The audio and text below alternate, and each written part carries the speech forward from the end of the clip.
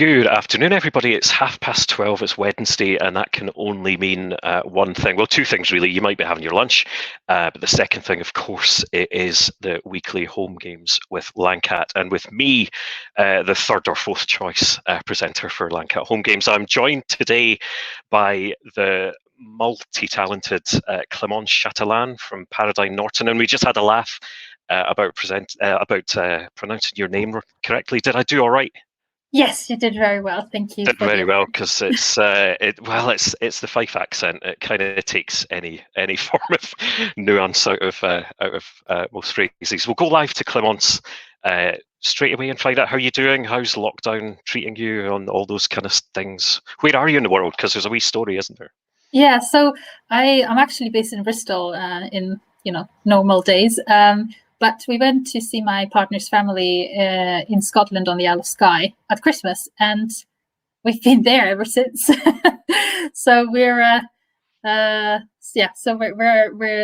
overlooking the lovely North Atlantic, and it was just very, very windy, but it's calmed down now. So yeah, don't trust the weather forecast. It doesn't tell you anything really here. Yeah, it's kind of weird here as well, where we had, we were saying earlier, Scotland had a hell of a lot of snow in the past week or so. And then it was chucking it down with rain on Sunday, and then it's suddenly spring, where it's actually quite nice outside, which I know I'm tempting the weather gods by saying anything to do with Scottish weather is nice. But here we are.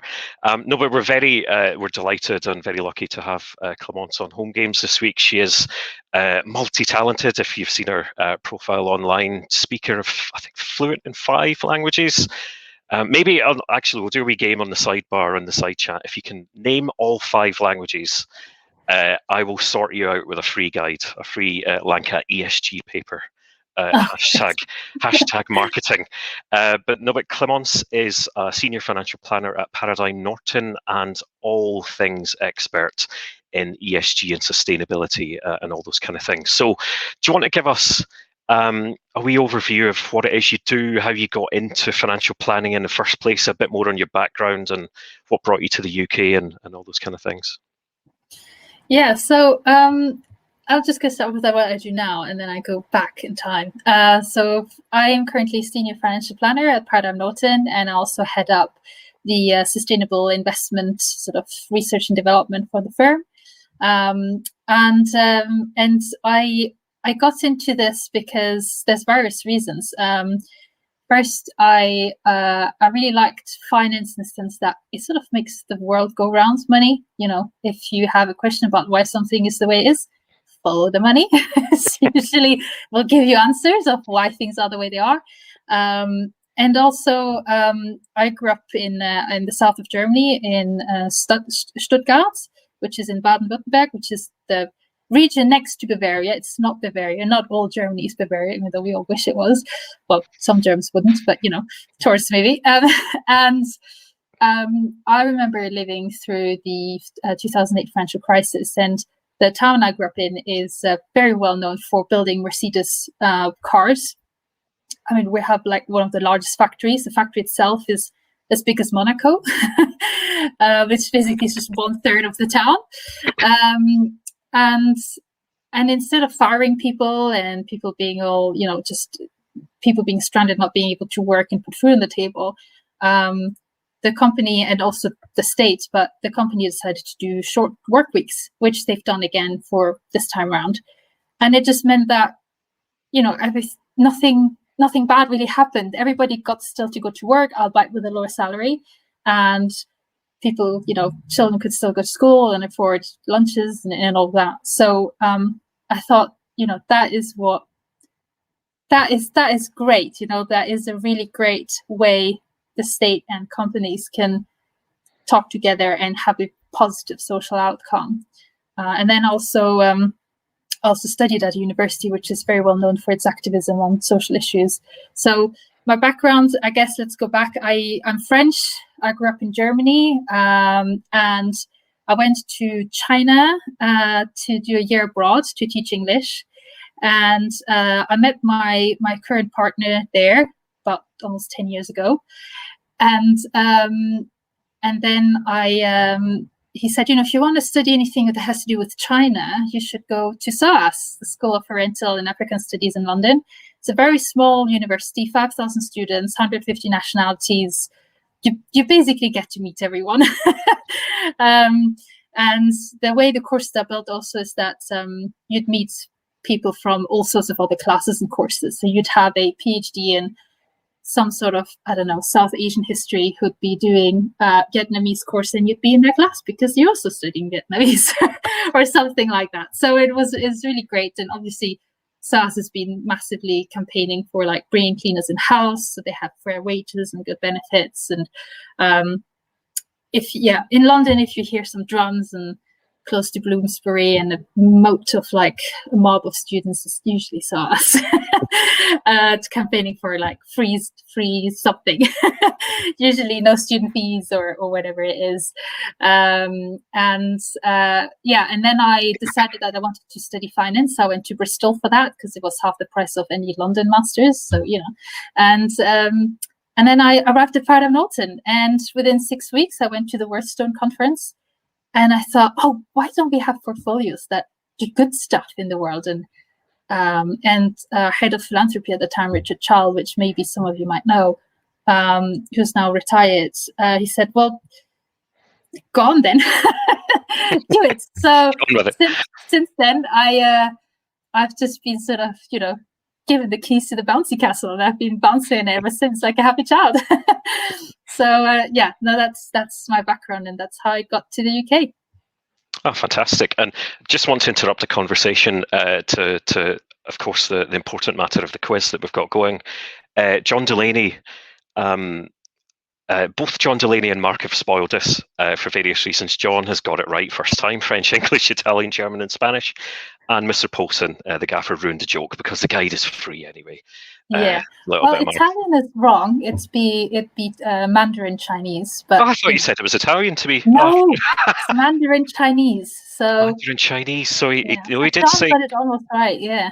Can I swap Spanish for Cantonese or the other one? Question mark. So we'll give you that, John. Thank you for being the only person to take part. And as the gaffer hinted at, there is a link at the bottom of this Crowdcast ESG paper, which if I'm on the left-hand side of the screen, I'm pointing at it there. And if I'm on the right-hand side of your screen, I'm pointing at it there. So you can go in and download and read our flipbook version.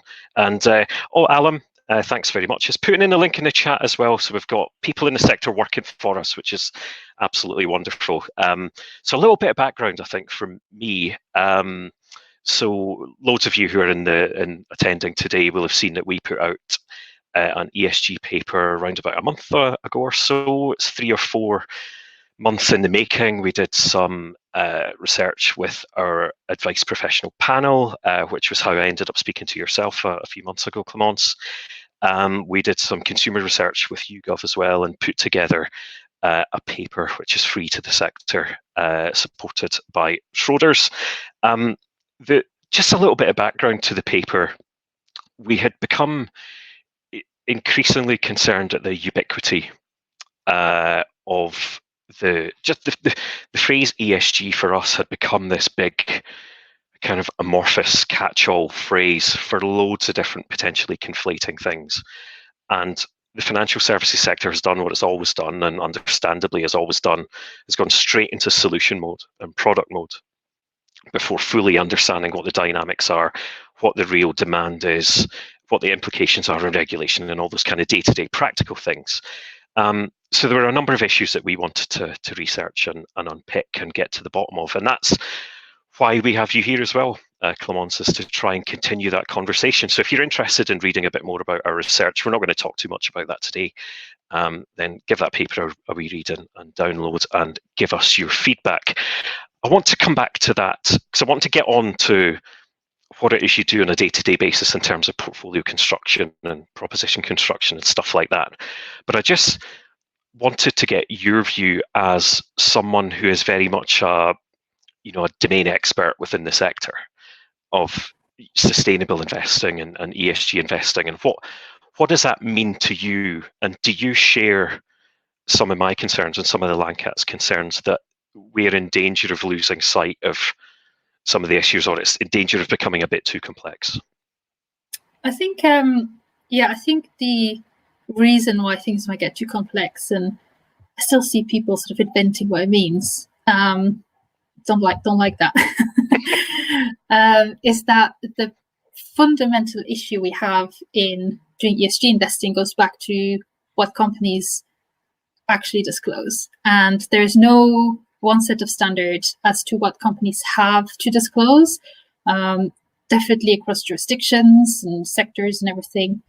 So when you're an ESG data provider, you're going to get, different types of data points from different companies. And which means that certain data providers will then estimate things based on what they got from, you say, one sector for the rest of the sector. And so you get sort of a view of like what things look like, but because there's no set of standard as to, what a company should disclose, there's therefore also not a set of standard as what they should look at and what good looks like always. I mean, we know that, for example, we know we should have diverse boards and management and so on. We know from research that gender balanced teams are much more productive and creative than if you only have women or only men, or if you have a ratio that doesn't quite work. But but what is the optimal ratio? Should it always be 50-50? What about people who don't fit in the category of man and woman? There's people on the spectrum of that. So we don't have of what good looks like. And so it becomes difficult to then say this is a really great ESG strategy, because it is built on ESG data, and then the views of fund managers and how they're dealing with the data they're getting and how they're implementing it. So yeah, I would say that I could probably share the concern that what we're currently doing is the best we can, because we just don't get the information we need from companies. No one in the industry does. So yeah, it's complicated. Yeah, and we've had our first question in from Mark Donaldson. Thanks very much, Mark. Aside from all the nonsense chat about whether Steve gets a bonus or not, which you should ignore as a passive-aggressive form of workplace bullying, but we've had a very valuable question from Mark. I'm going to come back to that in a little while, so hold that thought. Can we talk a little bit then? Let's take a step back and talk about what it is you do on a day-to-day basis in terms of what is it that you're physically constructing on behalf of your clients. How do you go about portfolio construction and research and best practice and all those kind of things? What are the tools that you're using? How are you making those kind of judgments? Yeah, so I think first, Paradigm Norton uses evidence-based investing. So we work very closely, for example, with Albion Strategic, who review a lot of evidence and data for us when it comes to investing. Our conventional portfolios, we work very closely with Dimensional and Vanguard on those. So our view on investing comes from quite a defined way of what we're going to do anyways. So there's asset classes we're going to invest in, and we know how much we're going to put in them depending on the risk profile. So really it becomes more of a job of which funds can I substitute for the non-ESG funds in each asset class and sub-asset class. And we also work from having a centralized investment proposition. There's several reasons for that. One, it's quite efficient. And the other one is not every financial planner is an investment manager or very interested by it or good at it. And so people just really like models, and others like to tweak around maybe with their clients a bit more. But also when you become a larger business, having a centralized investment proposition, great risk management tool as well. So we have centralized investment proposition, and we try to do sustainable investing as evidence-based as it gets. So what you won't get from Paradigm Norton as a client is what we call maybe an ethical portfolio, because our way of investing cannot accommodate your personal ethics. And also it's very hard to do that even as a fund manager. I think if you want a very ethically constructed portfolio, that is where discretionary fund managers come in, and they can take you through a questionnaire, or you might come forward with ideas about animal testing, for example, or I don't know, well, I guess tobacco and ammunition and so on, nobody wants anyways, but you might have a position on pharma businesses or whatever it is. And so in terms of evidence-based, we know, for example, that ESG scores are not conclusive when it comes to whether a company is a good company or bad company. So the fund managers we've chosen should be aware of this. So if somebody tracks the MSCI Acqui ESG index, then yes, but it's MSCI's ESG scores, and they don't tell me anything about whether that index is sustainable.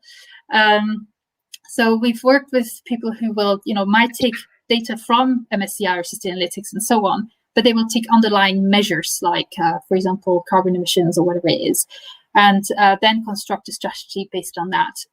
Ideally, even they would construct a strategy based on the major issues there are in an asset class. For example, emerging markets, yes, there is ES and G issues, but governance issues are very prominent because historically companies in environmental markets are family-owned or state-owned, and that can create lots of governance issues. Certain Chinese companies, for example, while they're listed on the stock exchange, 5% of the equity is actually listed, and the rest is owned by the government. So that there is a huge governance issue there. And so it's trying to sort of build an index around engagement issues as well that you can tackle, and then see in your universe what fits, and then basically plug that in, and then make decisions of whether, if you don't find an ESG solution for asset class, make the call on we're going to drop the asset class completely, or we're going to keep what we have non-ESG in, but as soon as there's an ESG version of that fund, we'll plug it in as soon as we have it available. So in a nutshell, that's sort of how we approach things. Great, and we're getting loads of questions coming through actually. So maybe just take one or two. We'll go back to Mark's actually first. So Clémence, in your view, what is the best approach to ESG disclosure? It depends who's disclosing.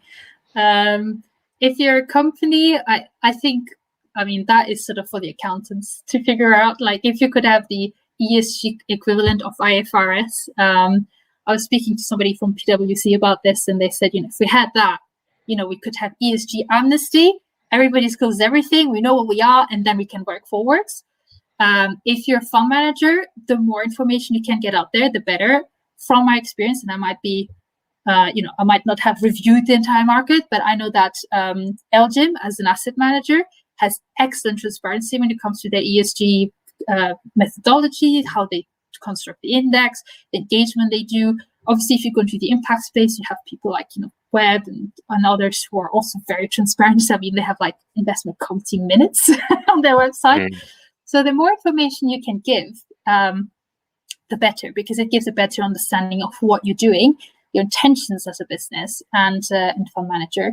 And if you're an advisor, I guess it's also great to just show the work you're doing. And I'm not saying that we're doing it because our website is currently being renewed, but certainly it'd be great if I could work it in such that, for example, I can give sort of an annual ESG letter to our clients and say, well, this year, you've been invested in all these funds, and there's been one major engagement issue this year. For example, last year was ExxonMobil, and all fund managers have tried to do something about it. And yes, we haven't actually won the battle, but it doesn't mean we're, it's the end. LGIM, for example, dropped it from one of their portfolios, their Future World range. So there has been some movement around that, while others will have won't have it in because of the methodology they use. So I think, because there is no standard, it can be difficult to say, what are you gonna do or have, or what should you have is quite it's sort of open to lots of questions and criticism and debate. Yeah, it sure is, and I'm going to go to another question because I've got kind of a question as well that they're kind of interlinked, and you can probably see the cogs turning very slowly as you're speaking, because a lot of this, it's really fascinating to me because there's so many different interplays of different aspects of the deployment of advice, the deployment of capital, and investment selection. So you can see me trying to piece threads of thoughts together as we go. But so Billy Mystery's asking, so do you select funds, or are you picking individual ESG stocks? So what is your favorite ESG fund and stock? And I guess my question to just layer on top of that is, to what extent is your job in terms of researching portfolios and building this centralized investment proposition segment that is got the ESG lens or sustainability lens? How much of it is about individual stock picking and fund selection, and how much is it of looking at kind of one layer above stock selection and the deployment of capital and actually looking at behavior of the companies themselves? So, use Elgin as an example. How much are you looking at where Elgin are deploying their capital in a particular fund or whatever, and how much are you looking at their own corporate behavior? And do we need to get better as a sector as kind of delineating what we mean by ESG? Is it the behavior of corporations and how they report on that and push it out versus where money is being deployed for the benefit of the earth or sustainability or future growth and all those kind of things? Do you think, or am I just trying to think of something clever to say because of, No, right? it is actually true. So when we do our due diligence with fund managers, we've previously asked some of them to do the B impact assessment, which is basically the B Corp assessment in its entirety. And one fund manager, which is a very large US asset manager, and I'm not going to name them because otherwise everyone might ask them to do that, and they've done a lot of work on it. They've done it for the whole group, not just the asset management business. And it's brilliant. I mean, they're a brilliant company. If they went to B Corp, and maybe, there's a few things they could improve, like putting policies in place and whatever, which would give them quick wins. They could be a B Corp. They could. And I think that is also, because we are B Corp at Paradigm Norton, this is definitely something we look at when we're choosing asset managers. So for example, if an asset manager sort of just suddenly came up with a fund, it sort of is like, okay, why? And there are some usual suspects where the question is like, well, client demand this, and it's like, well, surely you should recognize this as an issue. Climate change is not some sort of hoax, and finance it's not just a trend and whatever. You should do it because you see there is a problem, and you should do it because you think you can make money with it, because obviously there's a commercial aspect to this. But it's definitely something to look at. And LNG is a big business, but Elgin has certainly done a lot and is very transparent on what they do around this. There is and there's others who do a lot but are not as transparent. It's also good to sort of nudge them along, say, look, why don't you put this information out there? It only speaks to how great your credentials are. No one's going to steal anything from you if you put it out there. And in terms of going back to the question on like stock versus so because as a firm, we don't believe that stock picking gets you the best risk-adjusted returns, and we believe that engagement can do a lot, and that's also well documented in the literature that engagement can enhance shareholder returns, and especially if it's successful. There are and I have no shame saying there are companies in our portfolios that people don't like, and that I personally don't like, and that's just how it is. But at least they're in hands of people who have good track records when it comes to engagement. Because it's great to invest only in companies you like. Like the Lensings out there who make recyclable wood tree pulp fabrics that are completely zero waste and whatever. It's great to be invested in companies like this. But if you want to change the world and influence and nudge capitalism in the right direction, you've got to have to engage with companies you don't like. And yes, we know that the oil company has previously threatened climate scientists to when they were bringing out research about them. And that's, they're like sort of the terrorists of the corporate world, maybe. And one maybe doesn't want to negotiate with terrorists. But the matter of fact is that we still depend on oil. And we're just going to have to figure it out with them together, how we get ourselves out of this, heavy fossil fueled economy. So there are companies, I think engagement is sort of quite an important part to stop, if you were to stop picking, to do that. In terms of maybe my favorite ESG stock, I mean, since I don't have a huge look at them, it's difficult. But I certainly like Lensing, which I've which I said because they make fabric out of recycled wood tree pulp, and also sometimes they can incorporate cotton scraps into their system. So it's brilliant. I mean, I've got, every time I buy something, I was like, oh, is it made with Tencel? Because this is really great stuff. This does not constitute financial advice. No. Just wanted to add that in there. Listen, we've got loads of questions coming through, which is making my job very easy because I don't have to consult with my scrappy page of notes, which is really cool. Really good question from Rebecca. Hey, Rebecca, thanks very much for that.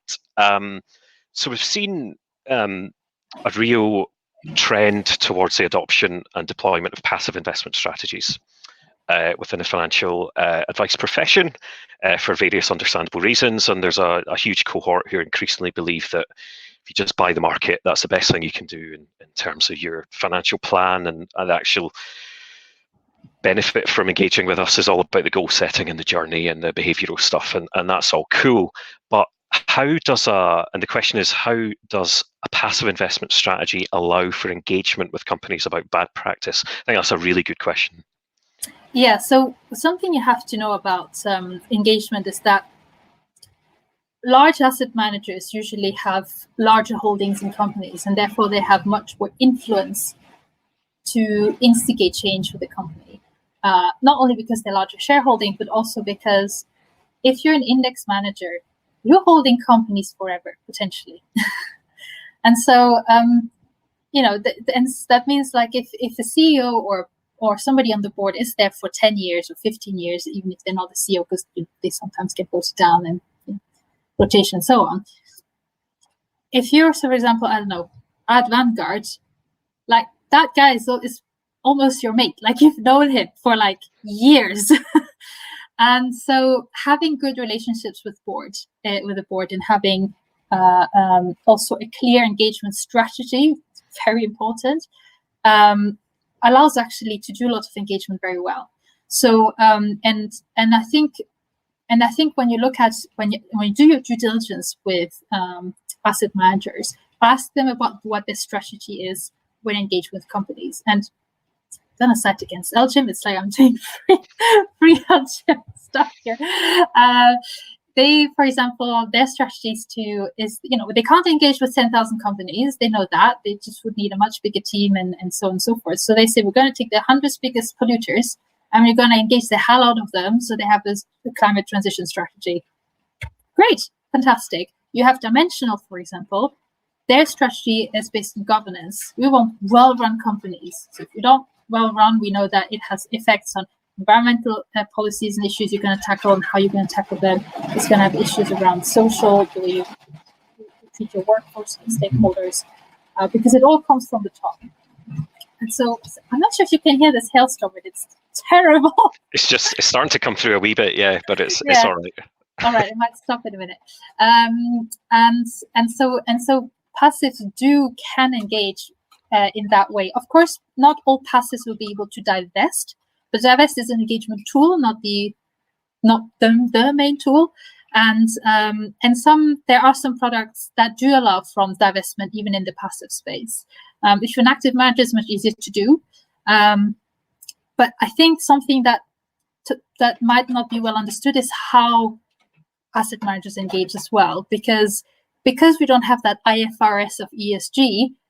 Some, especially active money, can much more easily say, well, we're not gonna invest with you anymore because you didn't give us a detailed report about X, Y, and Z issue. And as a corporation, when you don't have clear standards, where you have 100 different people you have to keep happy, you're sort of trying to juggle things, and you're like, well, if you only have like less, 0.5% in my company, then yeah, I'll let you go, and somebody else will take your shares. Somebody who's willing to talk to us and make sure that we find a mutual agreement on how we're going to take this forward. So active money can be quite quick to divest. Passive money, obviously, either not or very limitedly so, but both add something to the table. So you can engage very well by investing passively as well. Grand, thanks for that. I'm gonna do the same thing again and try and combine something I wanted to ask you with one of the questions on the sidebar there. We'll try and get through as many as we can. So Alex has asked, Clémence, do you think that the lack of correlation between ratings agencies undermines the ESG sector, and how do you deal with this? And something I was going to ask you was about, I know you've mentioned LGIM a few times and other fund houses are available and all that, but when we look at the verbatim comments and when we were doing interviews for the paper with advice firms, the issue of greenwashing and how to navigate through those firms who were maybe perceived to be, I don't know the right way to phrase this, but telling a story or getting on the bandwagon, or there is a perception that, you know, this is the latest trend and everybody's getting on it. So how do you navigate that fog of everybody's talking about this, everybody's doing it, ratings agencies aren't fully correlated, they're giving out different results. How do you, as a planner and as a researcher, navigate your way to the truth, or your best version of the truth? Do you just develop a spidey sense of who's full of BS and who's really in this? Yeah, I think to the question of whether the rating agencies undermine the whole thing, I don't think that yes, to an extent they will undermine it, because basically their scores, not the underlying data, but the scores they produce are not worth anything. So if they were charging for scores, I remember talking to somebody about this and I thought that was brilliant. So it's not my comment. Somebody said that. They said, if I was an asset manager or somebody who was building portfolios and I was buying MSCI or Sustainalytics or whatever other data vendor data, and I make investment decision based on the ESG score, and it turns out that the ESG risk wasn't reflected in that score, and then the company tanks or whatever, I would have a word with my data vendor and say, look, you didn't rate that company very well. It cost my investors a lot of money. I want a discount next year when we renew, because otherwise I'm going. So, so really their ESG scores, whatever they charge for it, I have no idea. We don't use direct data like this. It isn't worth much, because obviously it doesn't tell you. It's better to look at the underlying data they collect and buy that, really, which is what asset managers do more and more. And sort of, trying to navigate yourself to the truth is more about is understanding what the asset managers do and how they construct their portfolios. So, and don't be afraid to speak to the fund manager or somebody in engagement. Say, look, I really want to understand more how you construct your portfolios. Like, what is the data you use? How does it work? I mean, usually they will tell you how it works, but if you have specific questions, just ask them, and they might spend a bit more time, explaining that to you. So it's just about doing research as well. And again, because we have such a great investment philosophy and everything sort of already strictly allocated, I only need to plug in the gaps, really. I don't have to think about, what should I put in property? I don't have to think about this stuff. It's more about, what are you trying to do with that product? Are you trying to make it more sustainable, that asset class? Great. What are your fund options? Are you active, passive, blend, quant, whatever? And then try to say, okay, this is what I have in the property sector that's available. Have a look on the website. What do they do? Fund fact sheets, so on. And then maybe you're going to speak to 3 or 4 of them, because you think, well, they're equally good to me. So I need to think more about what is actually closest to what I want to achieve, closest to, maybe the things I know about ESG investing, which is, ESG is supposed to tell you much, and then work yourself out from there. So it's more research than just picking funds and saying like, oh yes, last year they returned so and so, and therefore they're good, and cheap charges, and here we go.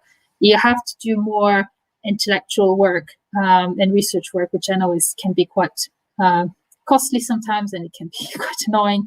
So yeah, but if there is a service for that as well. So for example, Worthstone has currently had a big revamp, and they give you some due diligence on ESG funds. Sort of an at a glance thing, so it can help with your due diligence. And they're happy to add any funds if you find one it's not on their platform. They'll just have a look at it and probably add it if they can have the data for it. Grand. I'm going to change subject slightly because I'm just conscious of time, but we've it's been a great conversation so far, but we've not spoken too much about the client in all of this. And I just want to reference. I want to go to Rohan's comment just now. because I'm assuming you owe Rohan a tenner or something. I have to shoot. Look forward to watching it later. I'm going to test you on it, Rohan, so you'd better.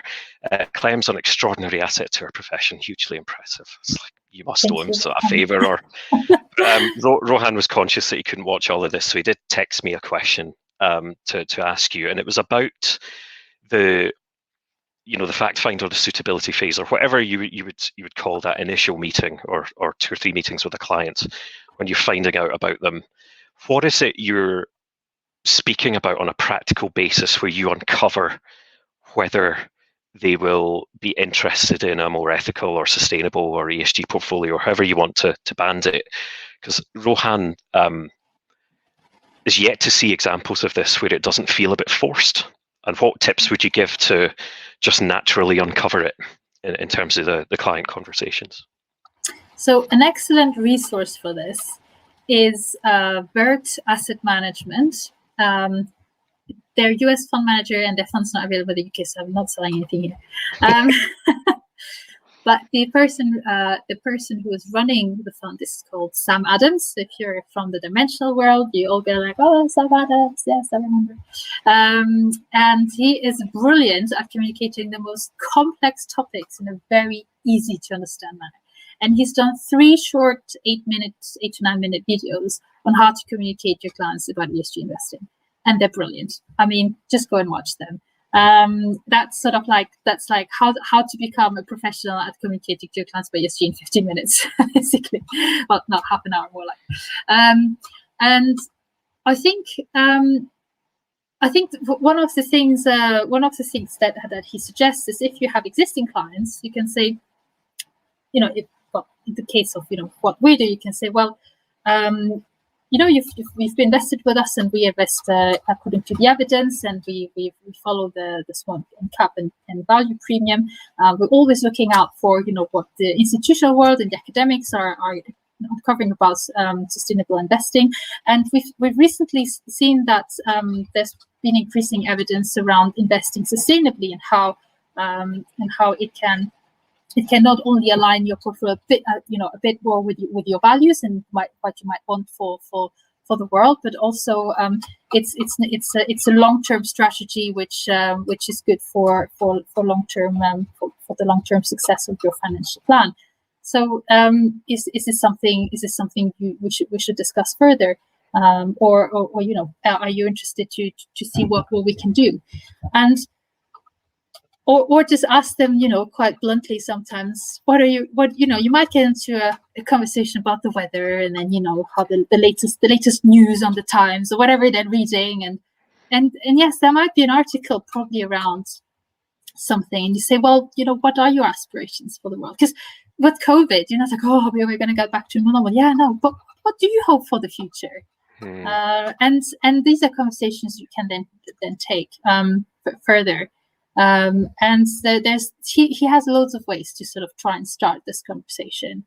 And sometimes you can ask quite directly. You can say, we've invested this way for a long time, but we feel that if we actually showed you what companies are in your portfolio, you might not agree with lots of them. And so while we can't accommodate 100% your values in this portfolio, there are much more options now to maybe exclude some of the worst offenders. And would you be interested in that? And most people, I have a client, she's like, I don't believe in ESG, but please don't put any tobacco armaments in my portfolio, because these work for Rio Tinto and all sorts of other, mining, oil, and whatever.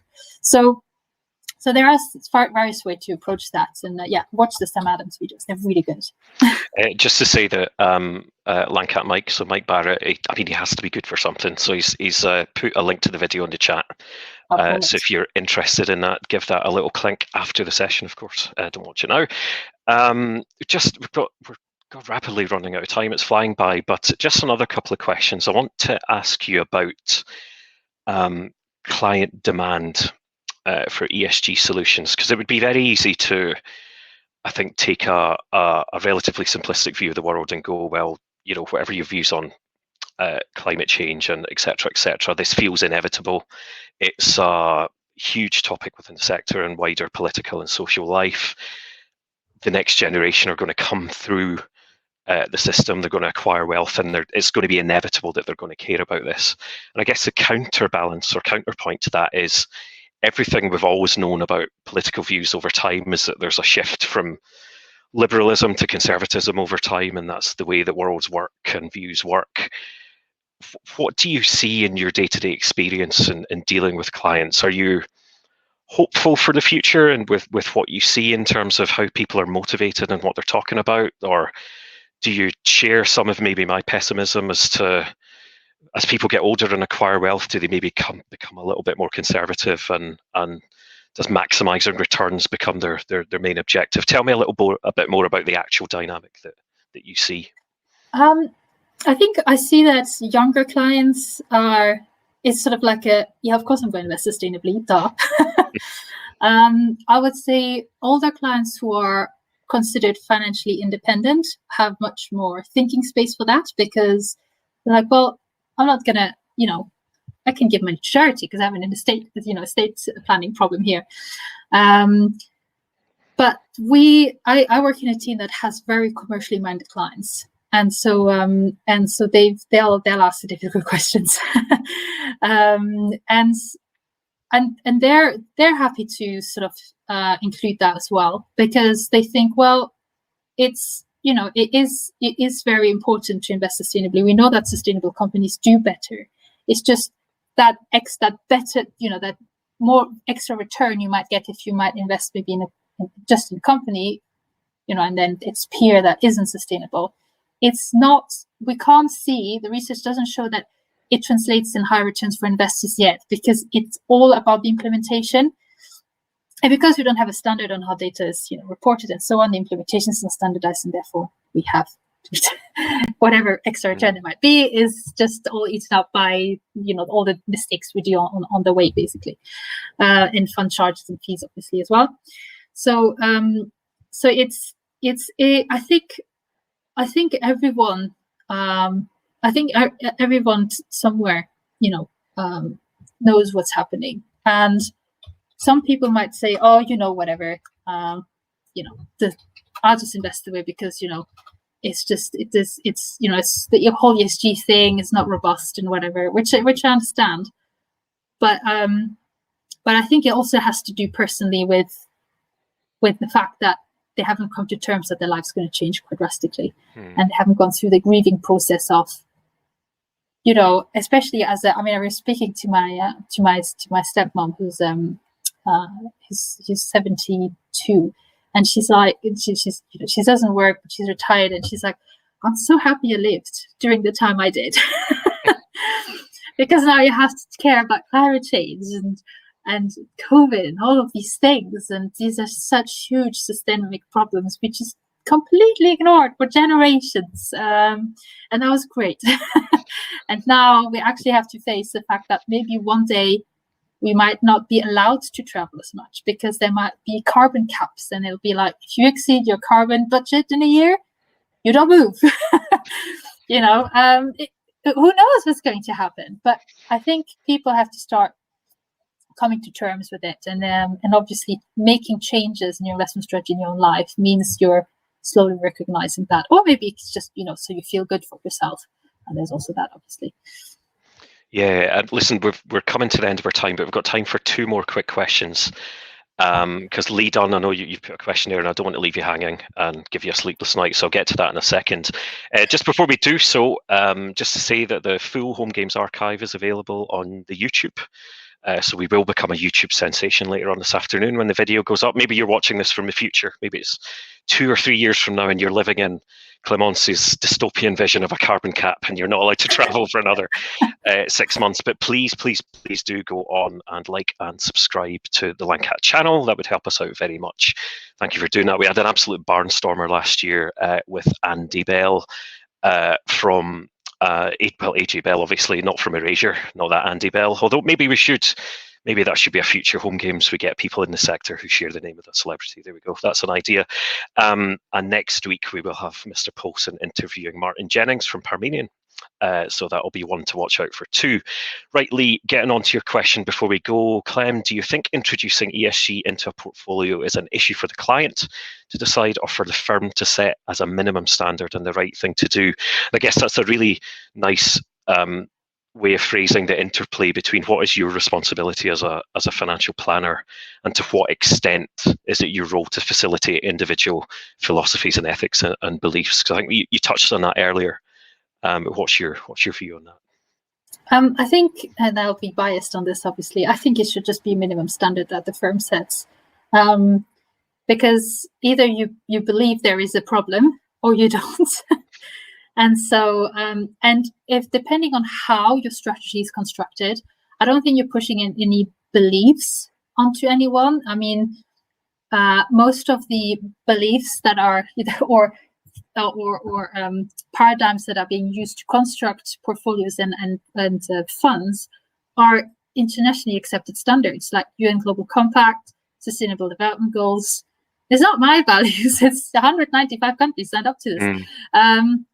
So I think it's not pushing values on clients. I think who wants child labor?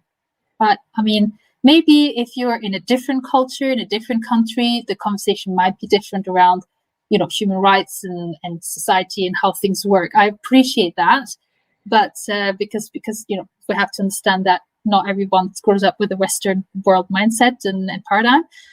But if you're certainly in the Western world, these are standards. So you're not sort of trying to push something onto your clients. I don't think so. And if you're believing we have a problem, then as a firm, I think you have a wide responsibility to all stakeholders, which is the entire planet and its inhabitants, to do something. And if and the biggest footprint you will have as a financial planner and asset manager is the assets you invest on behalf of your clients. And so, yes, you can reduce your paper and your commuting and everything else. But if you still put most of the money of your clients, even if it's 1%, 2%, 3%, but when you're a larger financial planning firm like Paradigm Norton, 1.2 billion, that's a lot of money in companies that are really harmful to the world and society. So people should just bite the bullet and just do it. Just think about it, say we're going to do this, and then try to get a solution on board, and then train your staff, train your team, watch the Sam Adams videos, and explain to your clients that we're just trying to align your portfolio with internationally accepted conventions on human rights and the climate. That's all it is. Grand. And comment from Craig. Hey Craig, excellent idea. Look forward to the Keith Richards interview. Exactly. We could also have our very own Michael Barrett, of course, because that is, I think that's Shakin Stevens, his real name, if I'm right. So you see, the possibilities of this are absolutely endless. Last question for me, and then we'll let everybody get to their lunch or to their next Zoom or Teams or Skype meeting. Let's imagine, so 10 years from now, God, I'll nearly be 50, which is a terrifying thought, and you still won't be the age I am, which is disgusting. Let's imagine 10 years from now, what does ESG look like? Has it just become normal behavior within the sector? Do ESG ranges even exist as a specialist product, or does the whole world flip in that it just becomes normal practice to disclose what your sustainable credentials are and all that, all those kind of things? What does it look like to you? Well, I hope that we'll have the standards on what companies have to disclose. And I hope we'll have sort of that ESG amnesty, where everything, all cards on the table, and then we work from there. And if we can have that, then obviously sustainable investing will just be, it'll just be part of, when an analyst looks at a company, it'll just be part of what they do. I mean, there are already lots of asset managers do that when they assess companies, they look at, their performance in certain key ESG issues that they deem material. So I think it'll just be the way we invest. But I can see how there still be portfolios who have companies in that we might not like. But I would hope that these companies are there because there is just it's needed. Like, for example, we're still shipping things from A to B, and therefore we still need oil because ships just don't run on super great batteries yet, or something. Say there's something we just can't make run without oil, because there's problem with batteries as well, lithium and so on. Nothing's perfect yet, and it might just be more of a something in the portfolio where there's more of an engagement aspect to it, or more of maybe there's more regulation on these companies, or maybe there's more a more of a view on what is your purpose to serve in society, rather than just making money and then making sure the world goes to shits. But what do I care? I'm just going to get my bonus and then spend it all on a big yacht somewhere in Saint-Tropez. So yeah, so I hope it'll be more standards, and it'll just become it'll just be, that's what we do. All our funds are just run like this because why not? It's just more information, ESG, about the companies, more information. It's like maps and GPS. Maps are great, get you where you want, but GPS is just so much better, more accurate.